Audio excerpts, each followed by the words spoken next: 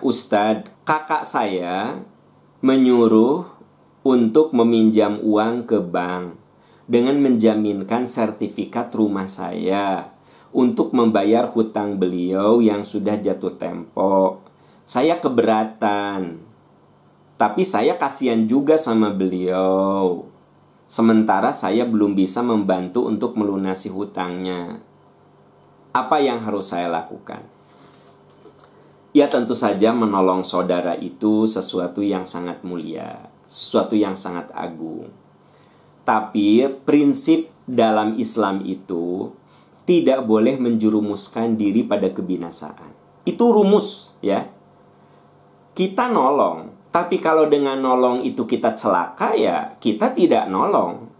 Jadi yang paling penting dalam rumus Islam itu adalah dar'ul mafasid muqaddamun ala jalbil masolih. Menolak kemadorotan harus diprioritaskan. Sekarang begini, Anda punya rumah satu yang Anda pakai sekarang. Kakak Anda bilang, gadaikan tuh rumahmu ke bank, pinjam duit, bantu saya. Nah, pertanyaannya, apakah Anda bisa membayarnya? Kalau Anda tidak bisa membayarnya, tentu rumah Anda yang satu-satunya itu diambil oleh bank. Ya nggak sih? Berarti Anda menjerumuskan diri pada kemadorotan. Nah, Anda tidak perlu menolong kakak Anda. Kenapa? Bukan tidak mau menolong. Tetapi kalau Anda berusaha meminjam ke bank dan Anda pun tidak jelas bagaimana mengembalikannya, kan otomatis nanti Anda akan juga mengalami kemadorotan. Apa kemadorotannya? Anda jadi tidak punya rumah. Nah, ini tolong rumus dalam Islam itu kita harus nolong. Tetapi tetap jangan membinasakan diri kita. Ya, Anda lebih baik terus terang sama kakak Anda bahwa Anda tidak bisa nolong untuk kondisi ini. Ya, kamu kok nggak mau nolong saya, gadaikan tuh rumah kamu. Nah, Anda katakan, kalau rumah saya digadaikan, nanti saya tidak bisa bayar, saya harus tinggal di mana? Ya, Anda ada saat kita kudu menunjukkan kondisi yang sesungguhnya.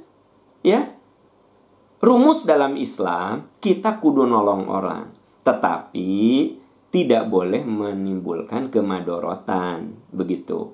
Ya. Contoh yang lain, biar ada ilustrasi lah. Baca Quran itu afdol. Baca Quran itu afdol.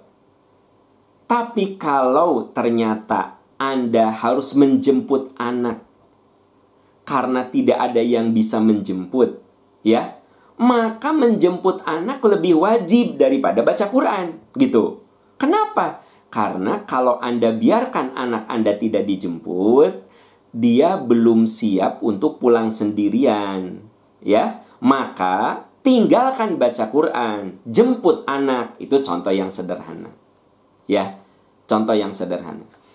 Saya mau Jumatan. Ketika saya mau pergi Jumatan, tetangga saya ada yang kena serangan sakit, sebut saja serangan jantung. Nah, suaminya kena serangan jantung. Saya mau Jumatan. Apa yang harus saya lakukan? Saya bawa dia ke rumah sakit, ya. Dan saya tinggalkan Jumat, saya ganti dengan duhur. Nah, jadi ternyata sahabat-sahabat sekalian, rumus dalam Islam itu menolong itu harus, ya. Menolong saudara itu harus. Tapi kalau Anda sampai menggadaikan rumah, meminjam uang ke bank, bari Anda juga belum tentu bisa membayarnya, ya sudah, Anda tidak perlu menolong kakak Anda. Tolonglah dia sesuai dengan kadar kemampuan Anda. Tolonglah dia sesuai dengan kemampuan Anda. Kalau Anda tidak mampu, ya bagaimana lagi? Ya, kita tidak dituntut kecuali yang kita bisa, kita mampu, gitu.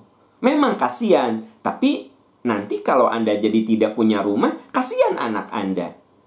Gitu masalahnya, ya. Wallahu a'lam bishawab.